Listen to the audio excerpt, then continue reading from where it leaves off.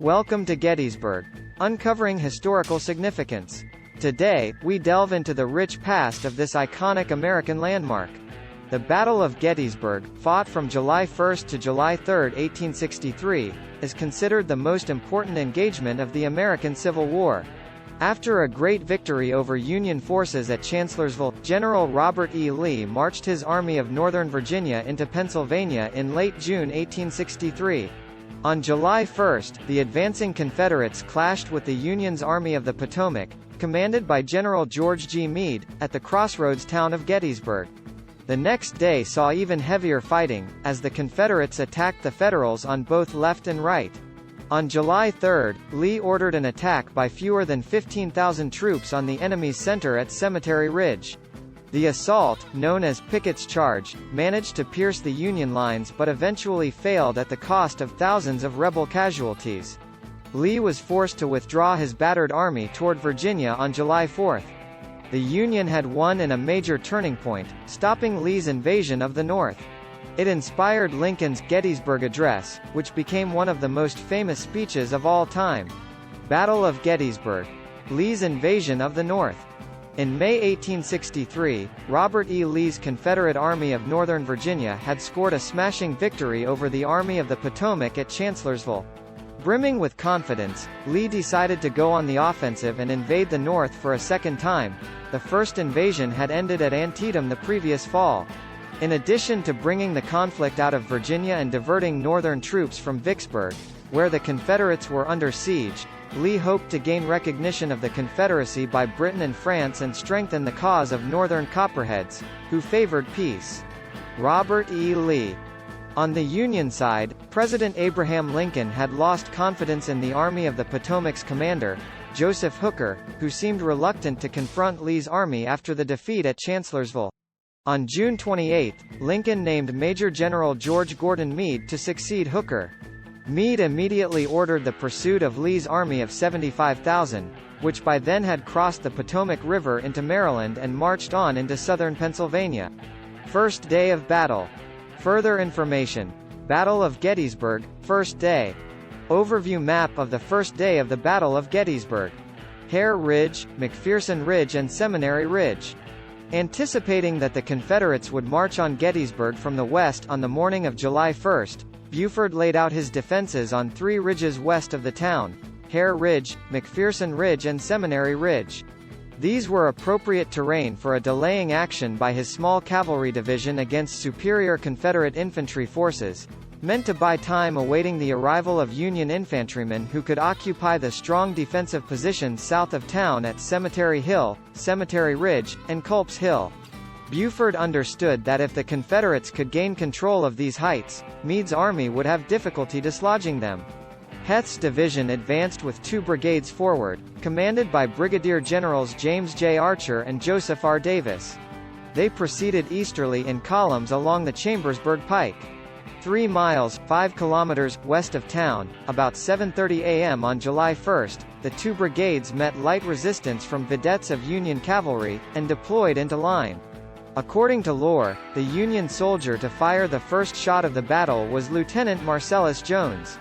Eventually Heth's men encountered dismounted troopers of Colonel William Gamble's cavalry brigade. The dismounted troopers resisted stoutly, delaying the Confederate advance with most firing their breech-loading Sharps carbines from behind fences and trees. A small number of troopers had other carbine models. A small minority of historians have written that some troopers had Spencer repeating carbines or Spencer repeating rifles, but most sources disagree.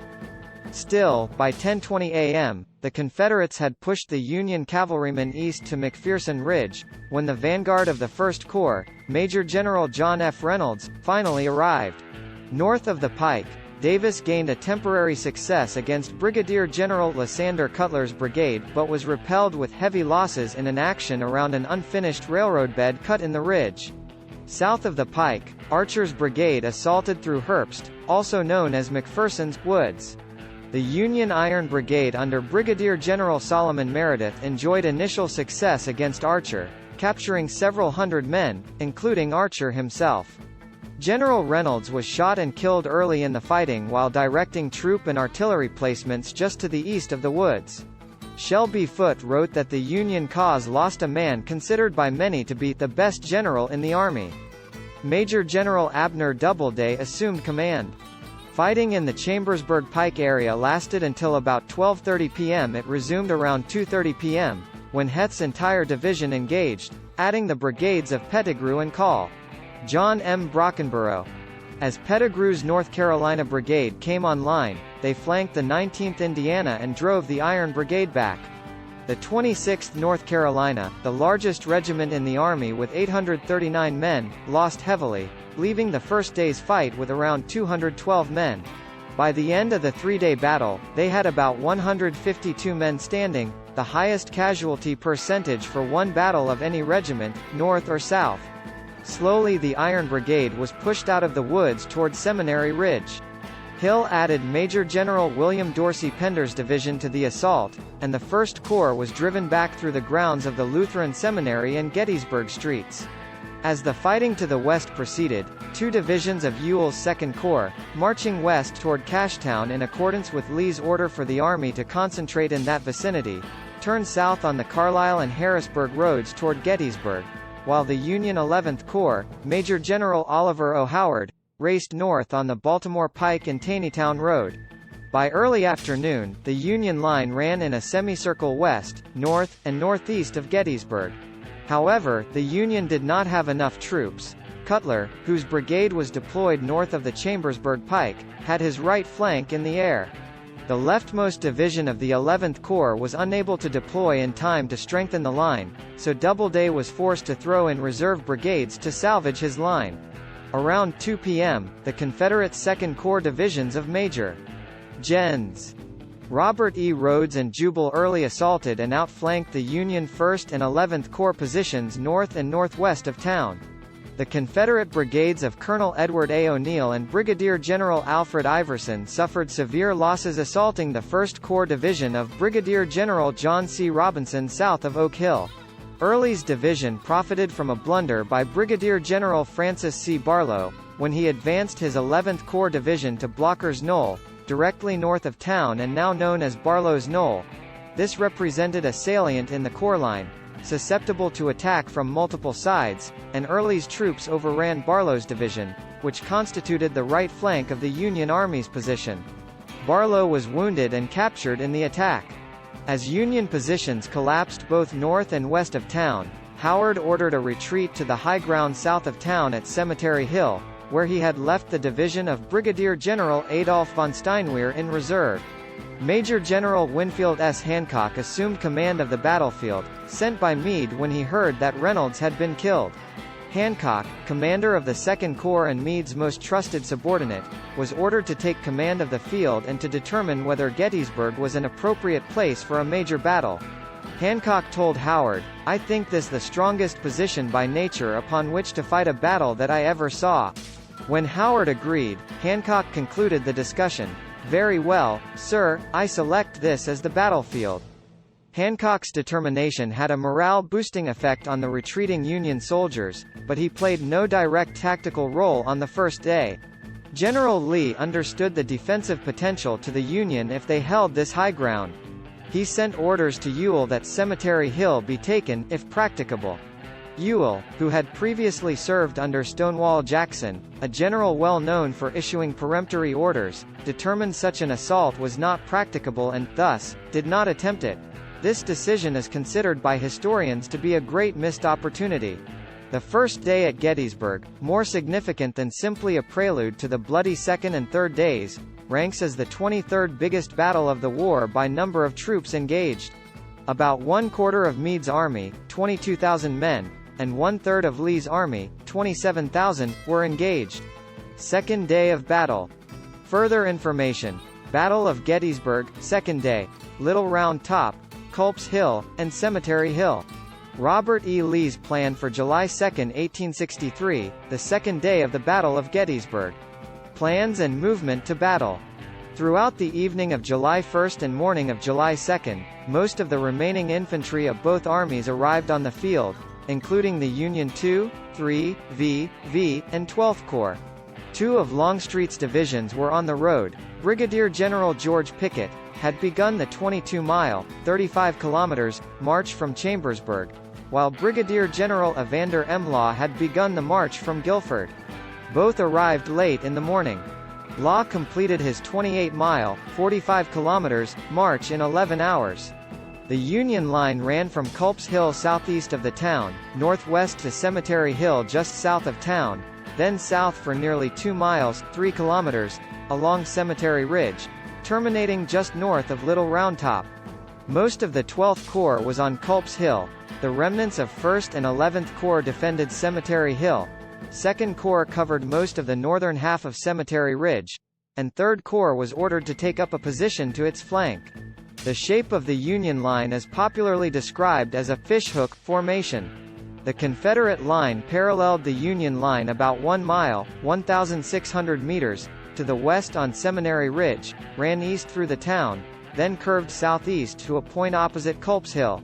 Thus, the Union Army had interior lines, while the Confederate line was nearly 5 miles (8 kilometers) long. Lee's battle plan for July 2 called for a general assault of Meade's positions. On the right, Longstreet's 1st Corps was to position itself to attack the Union left flank, facing northeast astraddle the Emmitsburg Road, and to roll up the Union line. The attack sequence was to begin with Major Gens. John Bell Hood's and Lafayette McLaws's divisions, followed by Major General Richard H. Anderson's division of Hill's 3rd Corps. On the left, Lee instructed Ewell to position his 2nd Corps to attack Culp's Hill and Cemetery Hill when he heard the gunfire from Longstreet's assault, preventing Meade from shifting troops to bolster his left. Though it does not appear in either his or Lee's official report, Ewell claimed years later that Lee had changed the order to simultaneously attack, calling for only a diversion to be turned into a full-scale attack if a favorable opportunity presented itself. Lee's plan, however, was based on faulty intelligence, exacerbated by Stuart's continued absence from the battlefield. Though Lee personally reconnoitered his left during the morning, he did not visit Longstreet's position on the Confederate right. Even so, Lee rejected suggestions that Longstreet move beyond Meade's left and attack the Union flank, capturing the supply trains and effectively blocking Meade's escape route. Lee did not issue orders for the attack until 11 a.m. About noon, General Anderson's advancing troops were discovered by General Sickles's outpost guard and the 3rd Corps, upon which Longstreet's 1st Corps was to form, did not get into position until 1 p.m. Hood and McLaws, after their long march, were not yet in position and did not launch their attacks until just after 4 p.m. and 5 p.m., respectively. Attacks on the Union left flank. Overview map of the second day of the Battle of Gettysburg, July 2, 1863. As Longstreet's left division, under Major General Lafayette McLaws, advanced, they unexpectedly found Major General Daniel Sickles's 3rd Corps directly in their path. Sickles had been dissatisfied with the position assigned him on the southern end of Cemetery Ridge. Seeing ground better suited for artillery positions 1/2 mile, 800 meters, to the west, centered at the Sherfy Farms peach orchard, he violated orders and advanced his corps to the slightly higher ground along the Emmitsburg Road, moving away from Cemetery Ridge. The new line ran from Devil's Den, northwest to the peach orchard, then northeast along the Emmitsburg Road to south of the Cadore Farm. This created an untenable salient at the peach orchard. Brigadier General Andrew A. Humphreys's division, in position along the Emmitsburg Road, and Major General David B. Birney's division, to the south, were subject to attacks from two sides and were spread out over a longer front than their small corps could defend effectively. The Confederate artillery was ordered to open fire at 3 p.m. after failing to attend a meeting at this time of Meade's corps commanders. Meade rode to Sickles's position and demanded an explanation of the situation. Knowing a Confederate attack was imminent and a retreat would be endangered, Meade refused Sickles' offer to withdraw. Meade was forced to send 20,000 reinforcements, 65, the entire 5th Corps, Brigadier General John C. Caldwell's division of the 2nd Corps, most of the 12th Corps, and portions of the newly arrived 6th Corps. Hood's division moved more to the east than intended, losing its alignment with the Emmitsburg Road, attacking Devil's Den and Little Round Top.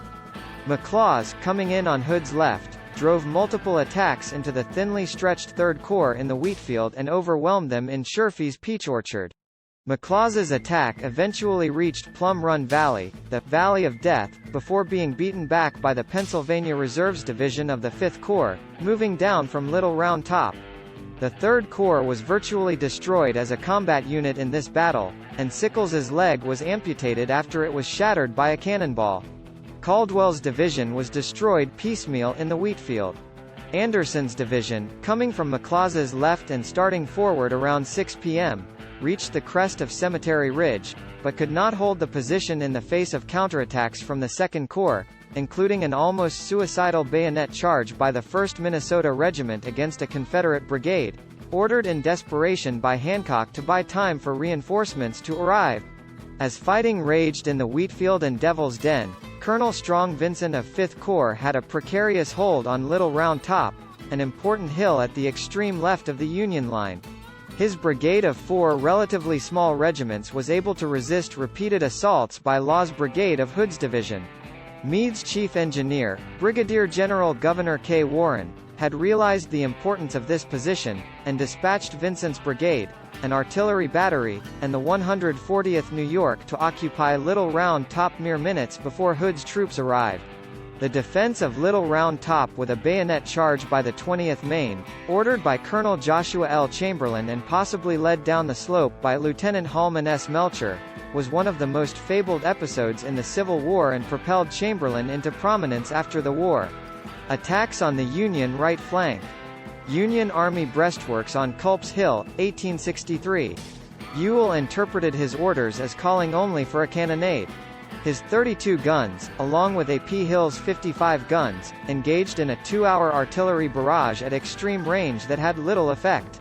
Finally, about 6 o'clock, Ewell sent orders to each of his division commanders to attack the Union lines in his front. Major General Edward Allegheny Johnson's division had contemplated an assault on Culp's Hill, but they were still a mile away and had Rock Creek to cross. The few possible crossings would make significant delays. Because of this, only 3 of Johnson's 4 brigades moved to the attack. Most of the hill's defenders, the Union 12th Corps, had been sent to the left to defend against Longstreet's attacks, leaving only a brigade of New Yorkers under Brigadier General George S. Greene behind strong, newly constructed defensive works. With reinforcements from the 1st and 11th Corps, Greene's men held off the Confederate attackers, though giving up some of the lower earthworks on the lower part of Culp's Hill. Early was similarly unprepared when he ordered Harry T. Hayes's and Isaac E. Avery's brigades to attack the Union 11th Corps positions on East Cemetery Hill. Once started, fighting was fierce. Colonel Andrew L. Harris of the Union 2nd Brigade, 1st Division, 11th Corps came under a withering attack, losing half his men. Avery was wounded early on, but the Confederates reached the crest of the hill and entered the Union breastworks, capturing 1 or 2 batteries. Seeing he was not supported on his right, Hayes withdrew. His right was to be supported by Robert E. Rodes's division, but Rodes, like Early and Johnson, had not been ordered up in preparation for the attack. He had twice as far to travel as Early. By the time he came in contact with the Union skirmish line, Early's troops had already begun to withdraw. Jeb Stuart and his 3 cavalry brigades arrived in Gettysburg around noon but had no role in the second day's battle. Brigadier General Wade Hampton's brigade fought a minor engagement with newly promoted 23-year-old Brigadier General George Armstrong Custer's Michigan cavalry near Hunterstown to the northeast of Gettysburg. Battle of Gettysburg. Aftermath and impact. His hopes of a victorious invasion of the North dashed. Lee waited for a Union counterattack on July 4, but it never came. That night, in heavy rain, the Confederate general withdrew his decimated army toward Virginia. The Union had won the Battle of Gettysburg. Though the cautious Meade would be criticized for not pursuing the enemy after Gettysburg, the battle was a crushing defeat for the Confederacy. Union casualties in the battle numbered 23,000, while the Confederates had lost some 28,000 men, more than a third of Lee's army.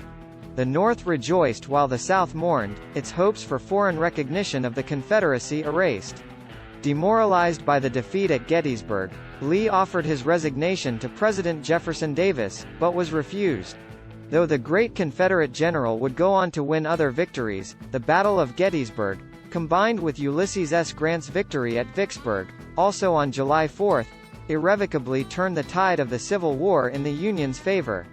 Gettysburg Address. On November 19, 1863, President Abraham Lincoln delivered his most famous speech at the dedication of the National Cemetery at Gettysburg.